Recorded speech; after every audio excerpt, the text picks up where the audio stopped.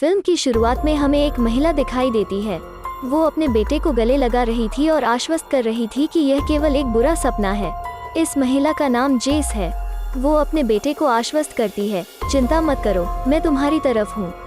अगले दिन जेस कहीं जाने के लिए तैयार हो रही थी।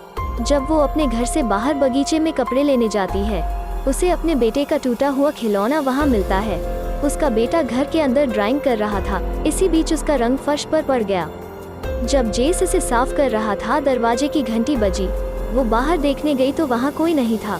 अब जेस वापस आती है और वो अपना सामान पैक करना शुरू कर देती है। वो अपने बेटे को भी इसमें शामिल होने के लिए आमंत्रित करती है। हालांकि उसका बेटा उसके साथ नहीं जा रहा था और वो अपनी माँ के साथ नहीं जाना चाहता, क्योंकि उसका बेटा उससे सहमत नहीं था। वो अपने बेटे को घर पर छोड़ देती है और अकेले ही बाहर जाती है। जब जेस अपने दोस्त के पास आती है तो वो पूछता है, तुम चिंतित क्यों हो? जेस उसे बताता है कि मैं चिंतित नहीं हूँ, बस थक गया हूँ और कुछ नहीं।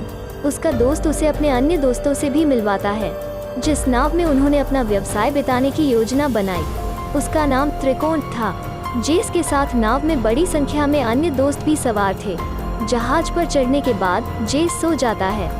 वहाँ वो एक सपना देखती है जिसमें वो खुद को एक समुद्र तट पर पाती है। इस बीच भयभीत वो जाग जाती है। इसी बीच उसकी सहेली उसके पास आती है और पूछती है, क्या हुआ? वो बताती है कि मैंने शायद एक दुस्वप्न देखा है और कुछ नहीं। दूसरी तरफ हम जेस के दोस्त ग्रेग को देखते हैं। उसका दोस्त उसके पास आता है और पूछता है कि क्या जेस अपने बेटे को साथ लाने का इरादा रखती है, तो वो अपने बेटे को अपने साथ इन पेशों पर क्यों नहीं ले आई। ग्रेग उसे बताता है कि उसने मुझे बताया कि उसका बेटा उस समय स्कूल गया था। रविवार का दिन था और वो वहाँ कैसे जा सकता था। ग्रेग अपने दोस्त को बताता है कि आपको इससे क्या लेना देना है, अपने काम पर ध्यान देते रहें। कुछ समय बाद उनके जहाज के पास एक बड़ा तूफान आने को तैयार था। ग्रेग कुछ मदद पाने के लिए दूसरे जहाज से संपर्क कर रहा था। इसी बीच उसे रेडियो पर एक लड़की की आवाज़ सुनाई देती है। वो कह रही थी कि वो हमें मार डालेगा और हमें बचा लेगा। बाद में वो डिस्कनेक्ट हो जाती है और वहाँ एक बहुत बड़ा तूफान आता है। वे अपने जहाज को बचाने की कोशिश करते हैं, लेकिन वो उस तूफान में डूब गया है। उन सभी के पास लाइफ जैकेट थी, जिससे वे सभी बच गए। अब वे सभी अपने डूबे हुए जहाज पर सवार हो गए हैं, लेकिन उनका एक दोस्त लापता हो गया और किसी ने उसे नहीं देखा। वे इस बीच दूर से एक विशाल जहाज को आते हुए देखते हैं। वे मदद के लिए हाथ हिलाते हैं, लेकिन वे सभी चुपके से उस जहाज पर चढ़ जाते हैं। जैसे ही जहाज उनके पास गया, वे अब जहाज पर चढ़ गए हैं, लेकिन उन्होंने जहाज पर किसी को नहीं देखा। पूरा जहाज खाली था। जेस जहाज को देखते हुए ग्रेग से कहता है कि ऐसा प्रतीत होता है जैसे मैं पहले यहाँ था। जेस के दूसरे दोस्त वहाँ एक तस्वीर देखते हैं। इस तस्वीर में इस जहाज को खींचा गया था। साथ में एक राजा की तस्वीर भी थी। इसके नीचे लिखा था कि राजा ने मृत्यु देवता से अपने जीवन को पुनः प्राप्त किया था। उसे विश्वास था कि वो हमेशा के लिए पृथ्वी पर जीवित रहेगा और अमरता की इच्छा रखता है। मृत्यु देवता ने उसे एक बड़े पहाड़ से एक बड़ा पत्थर लेने का निर्देश दिया है। यदि आप ऐसा करते हैं तो आप हमेशा के लिए शाश्वत हो जाएंगे। तुम इस पृथ्वी पर रहने के योग्य हो। और जब उस राजा ने पहाड़ से पत्थर ले लिया, पत्थर गिरना जारी है। यह तब तक होता रहेगा जब तक राजा को अपनी गलती का एहसास नहीं हो जाता। सब एक साथ इतिहास पढ़ रहे थे। उन्हें वहाँ कुछ बजता हुआ सुनाई देता है। जब जेस का दोस्त वहां जांच करता है तो उसे जेस की कुछ चाबियों का पता चलता है। जेस अब उनके साथ था, तो वहां जेस की चाबियां रखना कैसे संभव हो सकता है। वे सब चौंक गए। इसी बीच एक लड़की कहती है कि वो ही हो सकती है। वो उस युवती की बात कर रही थी जो जहाज के डूबने पर गायब हो गई थी। अब जब उन्हें लगता है कि वो लड़की हो सकती है, तो वे उसे एक कमरे में देखते हैं। जब वे कमरे में दाखिल हुए तो वे यह देखकर चौंक गए। वहाँ कई संपादन योग्य चीजें थी। ऐसा लगता है कि इन चीजों को हाल ही में यहाँ किसी ने रखा था। जब जेस के दोस्त ने समय के बारे में पूछा तो जेस की घड़ी 8:30 बजे बंद हो गई थी, जबकि उसकी सहेली ग्रेग की घड़ी 11:30 बजे रुक गई थी। जेस इस बीच अचानक कुछ नोटिस करता है। इस बीच वे जांच करने के लिए अंदर जाते हैं और उनके दो दोस्त अभी भी कमरे में थे। ग्रेग और जेस बातचीत कर रहे थे जब उन्होंने एक कमरे से आवाज सुनी। वे कमरे की जांच करने जाते हैं। उन्हें आईने में खून में लिखा एक संदेश थिएटर में जाओ मिलता है। वे जांच करने के लिए थिएटर के अंदर जाते हैं। जेस अपने दोस्त ग्रेग को मना कर रही थी। वो उसे जाने से मना करती है क्योंकि वहाँ खतरा हो सकता है। उसका दोस्त उससे असहमत होता है और थिएटर में चला जाता है। इस बीच जेस कमरे में लौट आती है। जहां उन्हें ताज़ा भोजन मिला। लेकिन जब जेस वापस आया, वो उस जगह को देखकर चौंक जाती है क्योंकि ताज़ा भोजन खराब हो गया था। साथ ही उसके 2 दोस्त जो उस कमरे में रुके थे मौजूद नहीं थे। वो सोचती है कि वे बाहर गए होंगे। जेस का एक दोस्त जो पूरी तरह से खून से लथपथ था, अंतरिम में वहां पहुंचता है। वो जेस पर हमला करता है। जब काउंटर वापस आने पर बचाव करने के प्रयास में उसकी सहेली की मृत्यु हो गई है और उसे गोली की आवाज़ सुनाई देती है। वो सीधे थिएटर की ओर जाती है। जब वो जांच करती है तो उसे पता चलता है कि उसके दोस्त ग्रेग को भी गोली मार दी गई थी। उसका एक दोस्त बहुत रो रहा था और वो जेस से कहती है, क्या आप जानते हैं ग्रेग ने मरने से पहले क्या कहा था? उन्होंने कहा कि जेस ने मुझे गोली मार दी। हालांकि जेस का दावा है कि मैंने कुछ न किया, मैं ग्रेग की हत्या क्यों करूंगा? और इसी बीच दूसरा दोस्त कहता है कि तुम हमारे कमरे में आए हो और हमें बताया कि ग्रेग हमें बुला रहा है, इसलिए हम आपकी आज्ञा से यहाँ आए हैं। जेस उसके साथ जो कुछ भी हो रहा है उससे पूरी तरह अनजान थी। इसी बीच एक अजंदी अंदर आता है और अपने दोनों दोस्तों को गोली मार देता है।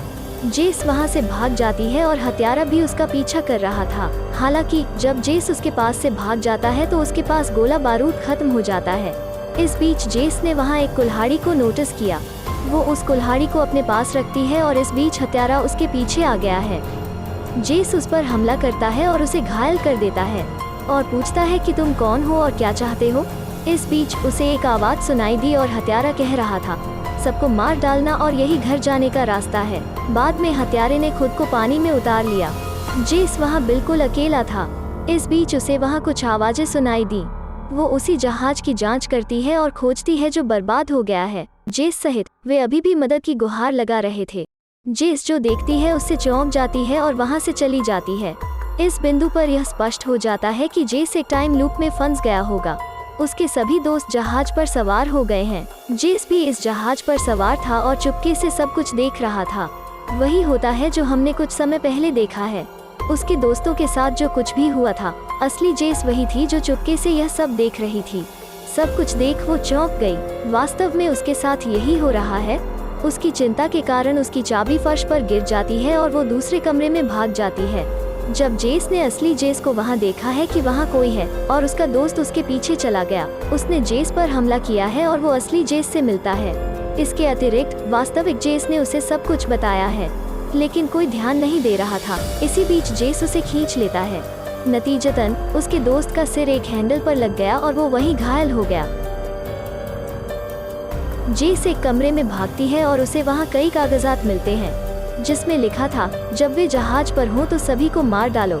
जब जेस उस लाइन को कागज पर फिर से लिखती है तो उसे वहाँ उसके कई लॉकेट दिखाई देते हैं। जेस को पता चलता है कि परिणाम स्वरूप वो टाइम लूप में फंस गई है। असली जेस फैसला करती है कि वो इस समय के पास से किसी तरह बाहर आने का प्रबंधन करेगी, इसलिए वो अपने बेटे से मिल सकती है।